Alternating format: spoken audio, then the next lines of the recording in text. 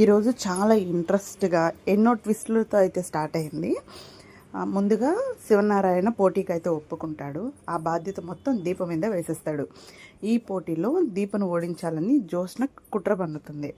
అసలు ఏంటి, ఎలా ప్లాన్ చేస్తున్నారు అనేది ఇప్పుడు మనం వివరంగా తెలుసుకునేద్దాం. దక్షిణామూర్తితో పోటీకి వెళ్ళాలని సుమిత్ర గట్టిగా అరుస్తుంది.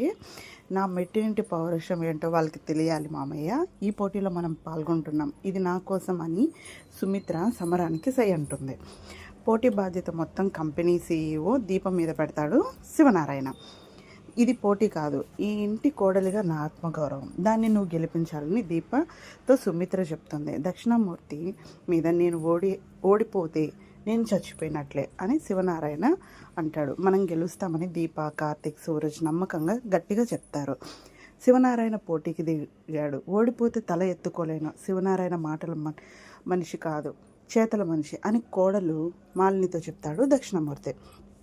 శివనారాయణ వల్ల నాకంటే నీకే ఎక్కువ నష్టం జరిగింది.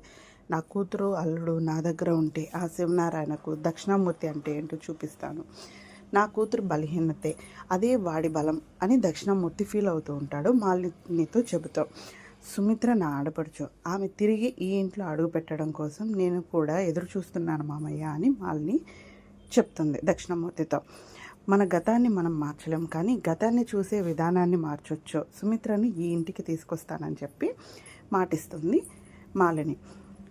ఇక అదే జరగాలని దక్షిణామూర్తి లోపలికి వెళ్ళిపోతాడు. మిమ్మల్ని అడ్డు పెట్టుకొని బాబాయిని యుద్ధంలోకి లాగాను, ఒకరిని క్షమించి ఒకరిని శిక్షించాలి అనుకుంటున్నాను. నేనైతే ఎవరిని వదిలిపెట్టను, అందరికీ శిక్ష పడాల్సిందే. మీ కూతురు సుమిత్ర ఇంకా ఇంటికి తిరిగి వస్తుందని అనుకుంటున్నారా అని వెటకారంగా మనసులో అనుకుంటూ ఉంటుంది. తన నిజస్వరూపాన్ని బయటకు చూపిస్తాం. మరోవైపు ఇంటికి వెళ్ళగానే నాన్న ఎక్కడా అని కంచనను అడుగుతాడు కార్తిక్. తాత రాలేదని శౌర్య చెప్తుంది. వెదర్ కండిషన్ బాగాలేదని, అందుకే రాలేకపోతున్నానని, నెక్స్ట్ ఫ్లైట్ దొరకగానే వచ్చేస్తాను అని చెప్పి మెసేజ్ పెడతాడు. దాంతో నాతోనే ఉండాలి, ఎక్కడికి వెళ్ళొద్దని దీప చెప్తుంది. కార్తిక్ కూడా అదే మాట చెప్తాడు. కూర చేస్తే సాంబార్లా ఉంటుంది, సాంబార్ ఏమో రసంలా ఉంటుందని శౌర్య అనసూయని వెటకారంగా నవ్విస్తూ ఉంటుంది, సరదాగా మాట్లాడుతుంది. ఇదే పెద్ద మేము మిస్ అయ్యాం, అసలు శౌర్య కాళ్ళకు పట్టీలు ఉన్నాయనే విషయమే మర్చిపోయామని అనసూయతో కార్తిక్ అంటాడు. ఇక ఇటు ఓటీ గురించి జ్యోత్స్న ఆలోచిస్తూ ఉంటుంది. ఎప్పుడూ లేనిది మా మమ్మీకి కూడా కోపం వచ్చింది. దక్షిణామూర్తి తలనొప్పి అంటే అసలు ఈ మాలిని ఎవరు అని పారిజాతాన్ని జ్యోత్స్న అడుగుతూ ఉంటుంది. అయితే పారిజాతం ఇవేమి పట్టినట్టుగా రా వెళ్దామంటూ పిలుస్తుంటే జ్యోత్స్న కలర్ చేసుకుని, నీకేమైంది, అసలేం పట్టించుకోవట్లేదు, నేను చెప్పేది కాస్త విను, అంటే మాలిని మామూలు కాదు అని పారిజాతం అంటుంది. అది చీర కట్టుకున్న తుపాకీ లాంటిది, మెట్టెలు పెట్టుకున్న నాటు బొమ్మ లాంటిది అని పారు ఎలివేషన్ ఇస్తుంది మాలినికి.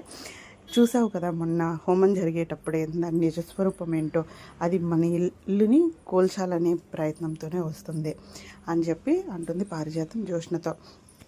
సూరజ్ని పోటీకి రాకుండా ఎలా ఆపాలో ఆలోచించమని గ్రానీని అడుగుతుంది జ్యోత్స్న. మార్నింగ్ కాఫీతో పాటు ఐడియా కూడా ఇస్తానని పారిజాతం అంటుంది.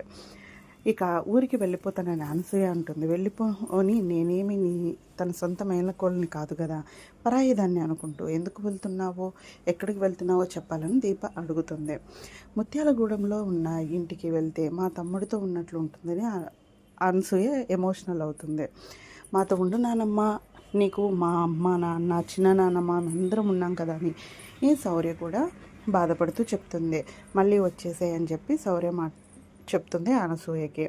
ఇక్కడితో ఈరోజు అయితే అయిపోతుంది. రేపు జ్యోత్స్న అలాగే పారిజాతం వేసే ట్విస్ట్లు చాలా ఇంట్రెస్ట్గా ఉంటాయి. అవి ఈవినింగ్ ఎపిసోడ్లో మళ్ళీ చూపిస్తాను. అంతవరకు వీడియోని లైక్ చేసి ఛానల్ని సబ్స్క్రైబ్ చేసేసుకోండి.